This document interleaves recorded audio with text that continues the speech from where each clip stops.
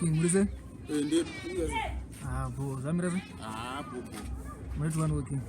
Indeed, Boskawara. Boskawara. But my real name is Pride Kawara. Okay. So I'm Bossy. Andri Bossy.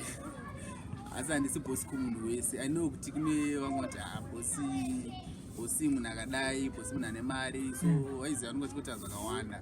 But the Boss Kuamuano is when you shanda now, when you know value young, no one wants to post, we don't want to patch it.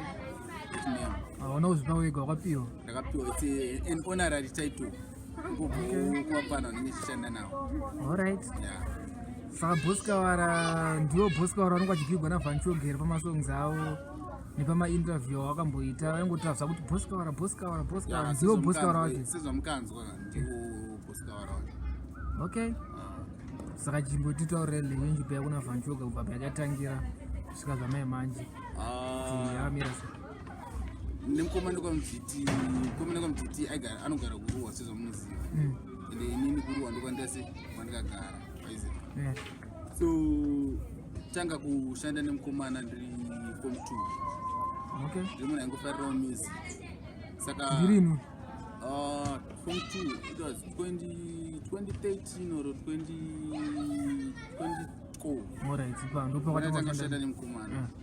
Saka inini manje kana nchishanda nemaartist ndinotarisa what we call art. Ndakaona kuti mukomana art rake it's unique and harina munhu, so ndashanga kushanda naye from that time until today. I'm still working with him. Okay. Saka ndikushanda naye chimupawo maadvices kana wadatarisa vakapinda mugame. Most of my upcoming artists anopinda mugame asina kana ma-YouTube account, asina kana ma-Instagram account, but mukomana ndozvimwe zvanembatsirawo izvozvo kuti aite chimenisa kuma-interviews. I still remember nditone video randikamenisa ku-interview naEtherton ZFM. That was his first interview paradio. So ndo mashandiro akaita nemukomana nanhasi tongoshandawo tichingodaro. Okay. Saka zvamai manje pana umwe anofungidzira kuti ndimi munomanager hanzani vanchoga. Ndimi munomanager? Aiwa, sindomanager but ndoshanda naye mashandiro ndaita naye but handisini manager wake. Okay. Vra kudhara zvamaingoita ndozvamuromboita naye. Noti like ndini ndakamurongera collabo rakarwa naAY Poyoo. AY Poyoo ronzi hanzi Ghetto Rules. Ndimi makaronga? Yeah, so ndikangomuka nangofunga kuti mukomana kwemuzviti ndoshanda maartist akawanda. Ndangomuka nangofunga kuti ndoda murongerawo chimwe chinhu, nongomuka ndakutofonera. Seipapo angonzwa kufonerwa ndakutomuti handi kwamazi tinoshanda track. Makazvita seko pakuronga collabo naAY Poyoo because ira international here, harisi local collabo. Makazvifambisa sei ipapo? Because AY Poyoo akupisa kakugana makazolinga naye sei? Chinoitika mukoma wangu inini ndoshandisa anonzi ma-links nema-connections. Handisi ndopanda siyana nemamabhosi ese namari but mari yangu ma-links nema-connections. So I use those links. Ndine mfesi wangu anonzi DJ Vini ari kuGhana. So ndakabata DJ Vini ndikati pane mufana ari kupisa anonzi Poyoo. Zvanzi andogara manager wake andogara areas yangu. Then Vini ndiye akandipa nhamba dzamanager waAY Poyoo anonzi Akwasi. Saka nini ndakabata Akwasi ndikataura naye ndikati Collabo, then vakatofara vakati mukomana kwamuzviti taitongomuzivawo. Vaitoziva kuti ari kupisa. Saka taitoziva kuti mukomana kwamuzviti aita sei arikupisawo ikoko, but ndishaya munhu wekuita sei wekuapproacha. Saka ndo pandikatana navo vanongosetawo zvidhori zvangu zvangoitawo saizvozvo. Already makagona because number racho rakaipa mudaro. Rikurirawo zvakudaro. Saka pamberi apa mutone mamwe ma-international collabos amakamurongera here kana kuti? Sezvandataura kuti zvinonge kana zvauya. Hazvishamisi nditomunga ndakati ndikurongera kana mukomana kwamuzviti kana naMT chaivo. Ende zvangu zvinongouya. Ende zvinotoita saizvozvo hazvirambi. Hapana chinoramba. Ndopanozobuda weti rokunzi bosi riyariya. Handina mari, handasiyana nabosi ningi unonzwa chipigwa. But inini I use ma-connections nema-links. Kuti ma-works afambe? Yeah. Alright. Saka munoshanda navanchoga chete kana kuti mune mamwe ma-artist amunoshanda nawo? besides Van Choga? Ashandi na Van Choga chete ndinoshanda nemamwe maartists. Kana wambo interview yandikamboitwa last time. Yamkamboita last time ndakudze kuti ndishanda na Van Choga nemamwe artists andikamenshena for the likes of Poyoo. No Poyoo. I think munomuziva. Nevamwe wapana wanoshanda nawo kuchimwe. Kuna wamwe wapana na Usher unowaziva. Alright. From April ndoshanda nawo pana kwawandisa. Hakuna na Jedza mani kushanda nawo futi wawepo. Ashandi nawo pana Zimdancehall chete. Alright, munongoshanda nemaartist akasiyana siyana. Nomwe wapana wanobva kuchi kunzvimbo dzakasiyana. Alright. Saka munobata basa kungotryawo. Alright. Trya zvakanchikudza zvezoti inini ndikashanda nevanhu handisi bhosana nemari but I use my links nema-connections ndo mari yangu. Saka pana ivavo vanoshanda navo vese ivavo. For example, right now ndiri Mbare. Ndine ma-links akawandisa nemastudio akawandisa Mbare. So pana ivavo ndinanorekodhesa pandada. Alright. For the likes of ndogona kwanisa kubet company kwa Jizi. Jizi mwangu ndogona kwanisa kure music kwa Infinity. Noti ndo manager futi Jizi and manager ma-artist chete but nema-producers. Alright. Ndogona kwanisa kure music kwa Infinity. Kuruwa kuna Dan Killer.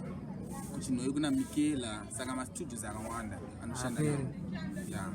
Alright, tomboti paita maartist anengada kushanda nemi vanokwanisa kushanda nemi zvamai manje kana kuti buda mboshanda newa munawo?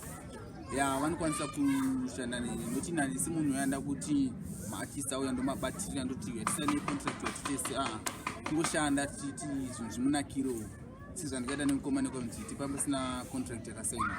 Vangori ngoshanda ngoti izvezvo handizvo zvakumuitira. Ndozvandinenge chida izvozvo kuona umwe munhu achisimukawo from chi. Saka vanokubata sei manje vanongada kushanda nemamwe maartist? Vanogoda kurongerwa makolabho sera makarongera Van Choga? Vanogoda kundibata, vanondibata paFacebook ndakaunda hanzi Boss Kawara, then paInstagram Boss Kawara, then ndine like media company yandikushandira inonzi Music Entertainment. Saka vanokwanisa kundibata paZimusic Entertainment Instagram and Facebook. Namba dzangu, WhatsApp namba dzangu isi 077 856 4952 077 856 4952. Okay. Vanokwanisa kundibata ipapo. Maiwa, I hope zvichienda kumberi. Aiwa, zvinotoita zvanambokudza kuti kwandiri hapana chinoramba mukuru. It's a matter of time. Inguva chete handi? Hakuna chinoramba. Wana chakuziya bra, vashoma kukuziya kuti munobata basa hombe.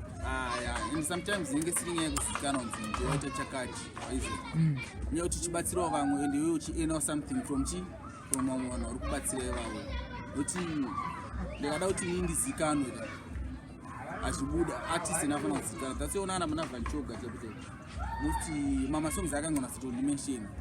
Andonimenshena pachifunga. Haisi nyaya yekuti ndotomufanira tomuti aiyo unofanira kutondibhiga pasong. No.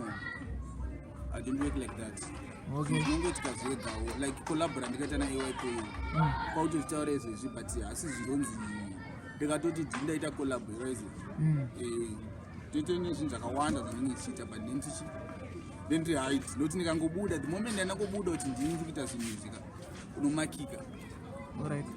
Saka alright Boss Kawara, pazvinhu zvenyu zvamune muchiita hapana chiri kunetsa here kana kuti chinenge chichizodiwo kana assistance pakubatsira kwaminoita maartist? Because kuna vamwe vanhu vanongada kubatsiroka especially kunyaya dzakaita sefinance. Since mataura kuti mimi hamuna bhegi zvekudaro, kune mamwe masponsa anongada kubatsirawo vanhu vakaita semiwo kuti vakwanise kuendesa mamwe maartist kumberi vachishanda nemi. Mungada kubatsirwa nei? Chandingati tingatodikano kunzi tibatsirane nemaghetto studio equipment ndo chimwe chinhu chingangodiwe. Okay. Zvinhu zviende kumberi. Muvhurawo studio equipment ndo chinhu chingadiwe. Nokuti ndikati ndinoda zvimwe zvese ndinganyebera. Ndoda kungoti zvingoti zvinakire kuti vamwe vakwanise kuuya vachirekodhawo. Okay. Nemari reasonable. Obviously hapazoitawo chinhu chemahara, vanhu vanowandisa zvikaita zvemahara. Saka pane pangosvikawo mari reasonable different from mama studios. Maghetto they can afford price atinge tavaudza. Okay. Moita maita Boss Kawara. Hamuna zvimwe zvokutaura here zvamamasirira? Hamuna zvimwe zvamanoda kutaura? Handina zvokutaura. Ndizvo zvicheta? Yeah. But I'm a Simbiza Bosca. Alright, see you.